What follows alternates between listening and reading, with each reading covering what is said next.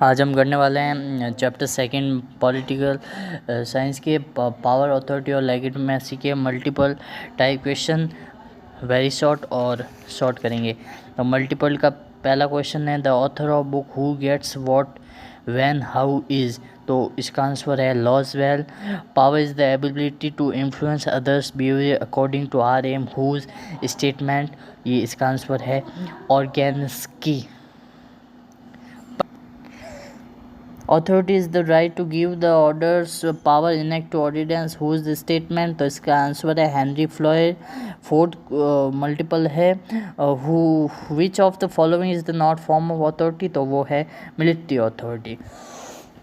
मैं आपको बता दूं कि मैं आपको बता दूं कि ये सब है, ये सब कोई रटने की चीज़ें, इनको कुछ समझने की ज़रूरत नहीं है, इसलिए मैं आपको समझा रहा हूँ। What is the meaning of Latin word in लैटिसमस is. तो उसका मतलब होता है लॉफुल। ये क्वेश्चन नंबर 5 है, इसका आंसर है लॉफुल। अब बढ़ते हैं हम very short answer type question का। Mention the name of book of Thomas Hobbes. तो थॉमस हॉब्बस की बुक का नाम बताइए पूछें तो लेवियनथम था थॉमस हॉब्बस की बुक का नाम। तो हम लिखेंगे Leviathan is the name of book of Thomas Hobbes. Which scholar does the consider political science in power. कौन से स्कॉलर ने राजनीतिक विज्ञान को शक्ति बताया है। तो उनका आंसर है Kaelin. Right the two form of power. शक्ति के दो प्रकार बताइए। तो पॉलिटिकल पावर, इकोनॉमिक पावर, राजनीतिक शक्ति और आर्थिक शक्ति। Mention the popular basis of acceptance और obedience of power. These are belief and uniformity. मतलब विश्वास करते हैं, uniformity. What can be the two means to get the legitimacy. हम किसी को लेजिटिमेसी यानी लॉफुल या किसी को सिस्टम या पावर का अधिकार कैसे दे सकते हैं। तो वो दो तरीके, एक तो हम वोटिंग, हम अपना वोट देंगे तो वो उस पोस्ट पे या उस पावर पे आ जाएगा, और दूसरा पब्लिक ओपिनियन यानी लोग की जो इच्छा होगी उसको बनाएंगे। जैसे कि मैं आपको बताया था legitimacy is the main concept. Short answer type question, जिसमें पहला क्वेश्चन है what do you mean by ideologic power. आप विचारधारा की शक्ति से क्या समझते हैं। विचारधारा की शक्ति। When the large number of people having the faith in the particular ideology is the socialism, communism, liberalism, integral humanism etcetera unite together, power is the call ideologic power. यानी बहुत सारे लोग या फिर बहुत सारे गुट किसी भी राजनीतिक चीज़ में, जैसे सोशलिज्म, कम्युनिज्म, लिबरलिज्म, इंटीग्रलिज्म, इनमें से किसी पे विश्वास करते हैं या फिर किसी और अलग विचारधारा है तो उसे हमने आइडियोलॉजी कहा है। आइडियोलॉजी का आप हिंदी में इसे विचारधारा कहते हैं। एक व्यक्ति किसी और, जैसे कि बीजेपी की विचारधारा, भारतीय जनता पार्टी, कांग्रेस की विचारधारा, इन दोनों की विचारधारा अलग है। बीजेपी हिंदुत्व की विचारधारा है, वो आप कह सकते हैं सेक्युलर या फिर किसी एक जाति की तरफ मुस्लिम विचारधारा है। तो इसे हमने विचारधारा का है। It affect the ways of people thinking and understanding. ये लोगों की सोचने की क्षमता और समझने की क्षमता को प्रभाव करता है। This ideology justify the governance system view the people and so give the legitimacy. और जिस व्यक्ति को जो विचारधारा अच्छी लगती है, लोग उसी विचारधारा के व्यक्ति को वोट देते हैं। जैसे हमें हिंदुत्व की विचारधारा अच्छी लगती है तो हमने श्री नरेंद्र मोदी को वोट दिया। तो ये एक विचारधारा जो व्यक्ति उसको लेजिटिमेसी में कन्वर्ट करता है। Various social, economic, political system streams prevalent different countries based on majority of people ideology. अलग अलग देश में जिसकी जितनी मेजॉरिटी है वो उतनी विचारधारा करते हैं। जैसे इंडिया में 79% हिंदू है तो हिंदुत्व की विचारधारा हुई तो हमने बीजेपी को वोट दिया। चाइना में कैपिटलिस्ट विचारधारा है तो वहाँ पे कम्युनिस्ट है तो वहाँ पे कम्युनिस्ट पार्टी को जिताया है।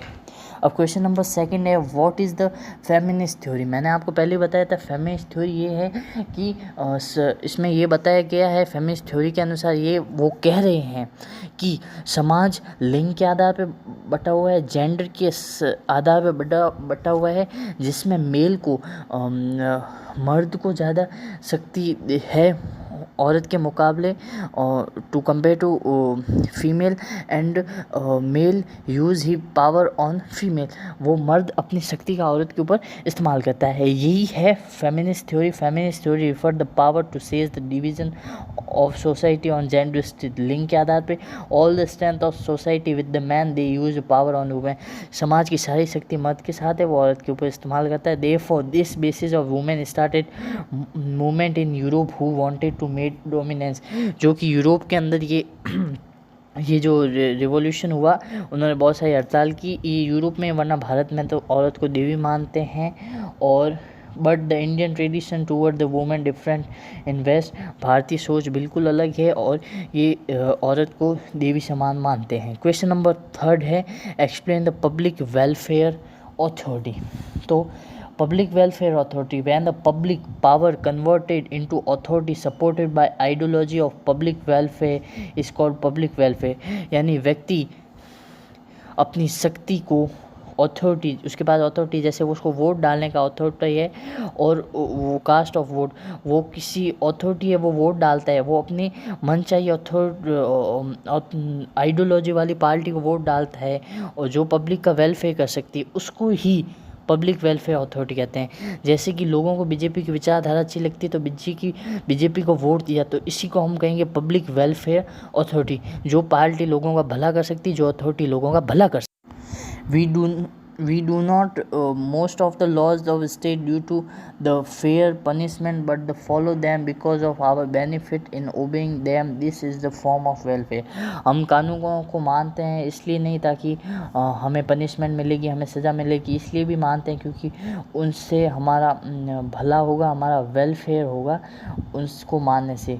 Paying tax is obeying traffic rules and other rules in the favour of our own welfare and follow them happily, all this matter of public welfare authority. हम टैक्स देते हैं, हम कर देते हैं, हम ट्रैफिक नियमों को, रोड के नियमों को मानते हैं, ये सब हम अपने ही भले के लिए करते हैं, ये सब हमारे काम आता है।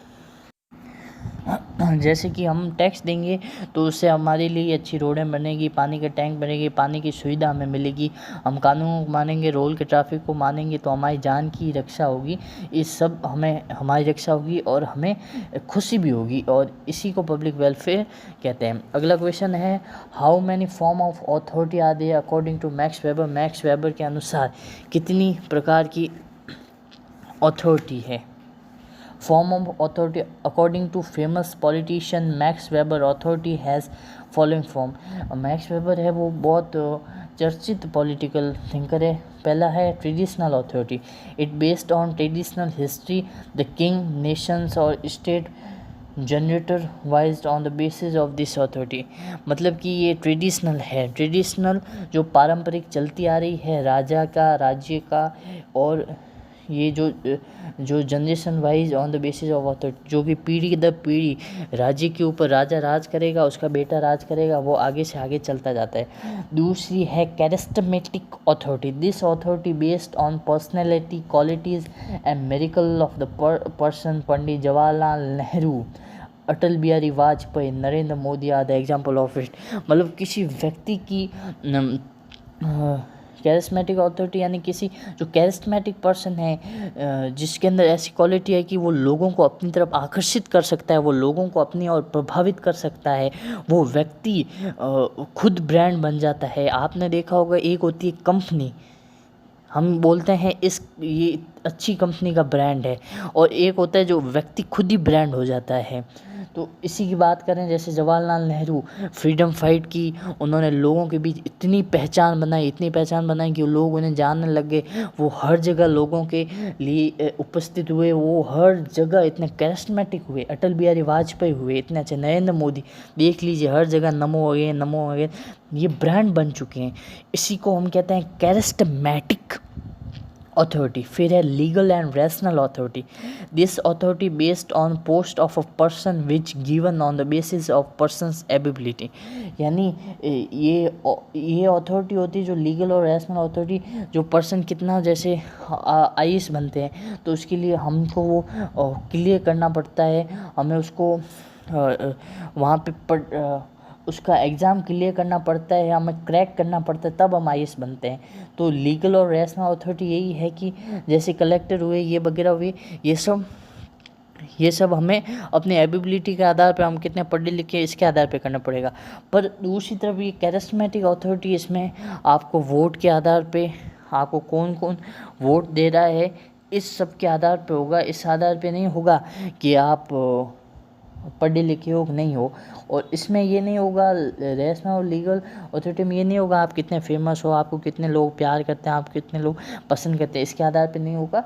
और ये तीनों अलग अलग है। ट्रेडिशनल में जो राजा महाराजा जो हेरिडेटरी होता था, उसका वंश के आगे वंश राज करते थे, वो है कैरिस्मेटिक अथॉरिटी। यानी पर्सन खुद इतना बड़ा बन जाता है राज्य से भी कि लोग उसी को पसंद करते हैं। और लीगल रैशनल अथॉरिटी यानी आपकी एबिलिटी, आप कितने हो इस पे। जय हिंद, वंदे मातरम।